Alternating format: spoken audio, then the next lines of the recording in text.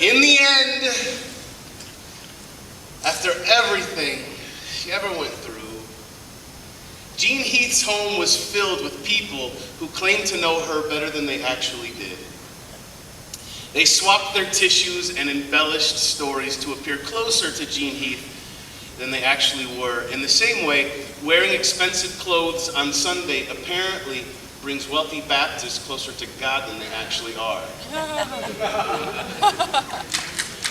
It were mostly unfamiliar faces who seemed to be looking for due credit on the role they may or may not have played in the life of Jean Heath, networking their sorrow and searching like they always do in every death for the gate to restoration, as if this life wants us to stay here.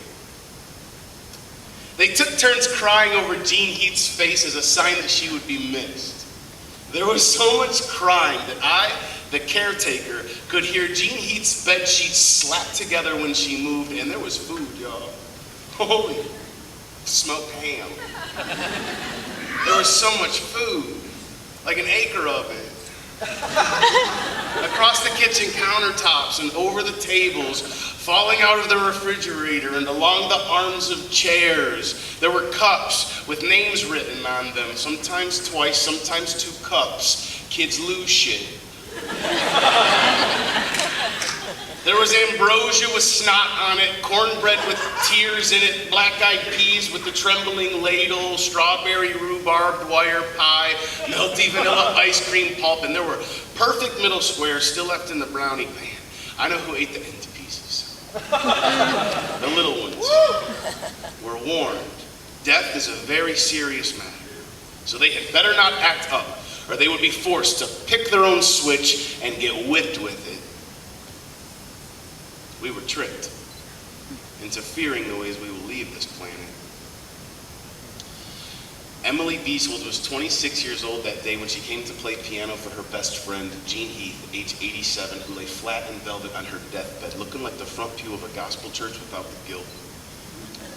When the other guests asked Emily how she knew Jean, Emily thought of Jean's lonely days on the porch, when no one came to visit, when the money ran out, when the yearning for love haunted her, taught her how heavy the hollows are, how crippled a memory can make you, how sometimes she cries so hard her throat blocks out all the noise. I trust you people, about as far as I can throw you, Emily said, and I can't throw you.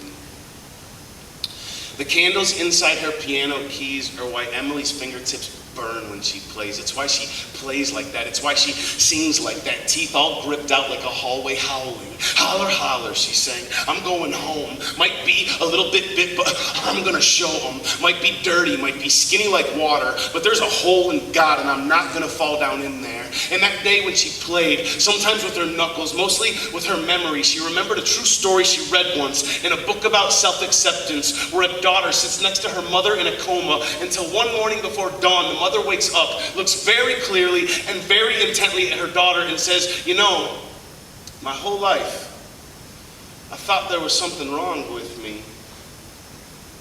And then she shook her head as if to say, what a waste, before she slipped back into her coma and died several hours later. You knew she would. These stories we give each other, they're just different reasons for begging you to stay, but nobody's gonna stay here. Emily knows Jean Heath won't stay. She's cool with that. They both just wish they would have known a little sooner about this life, that every loss doesn't have to cost so much, doesn't have to hit so heavy, doesn't have to get so dirty. Dirty like Christ on his little brown mule. I was baptized in tap water, and I never really went to school. I got over you.